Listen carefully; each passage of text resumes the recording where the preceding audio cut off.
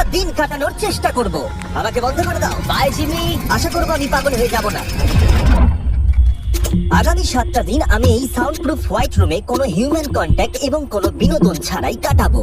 এবং যেহেতু এটা সাইকোলজিক্যালি খুব ডেঞ্জারাস, তাই এই রুমের বাইরে একজন ডাক্তার আমাকে সবসময় লক্ষ্য রাখছে যাতে আমি পাগল না হয়ে যাই। আমি সাইকো হসপিটালে বিগত 23 বছর ধরে কাজ করছি, আর এটা আমার জীবনে দেখা সবচেয়ে মারাত্মক একটা জিনিস। কেউ যদি 50 ঘন্টার বেশি এই হোয়াইট রুমে কাটায় তাহলে তার পার্মানেন্টলি সাইকোলজিক্যাল ড্যামেজ হতে আর পারে। আমাকে এখানে কাটাতে হবে 168 ঘন্টা। খুব সম্ভাবনা আছে এখানে থাকতে থাকতে আমি পাগল হয়ে যেতে পারি, ডাক্তারি পরিভাষায় যাকে বলে সাইকোসিস।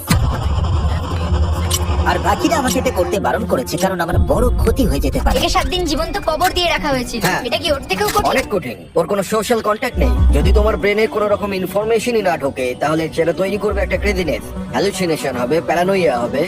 এবং আগামী 1 সপ্তাহের জন্য আমার কাছে যা আছে সেটা হলো একটা ঘুমানোর জন্য বেড, একটা নোটবুক আর একটা পেন, একটা রিফিলেবল জলের বোতল, টুথব্রাশ আর টুথপেস্ট,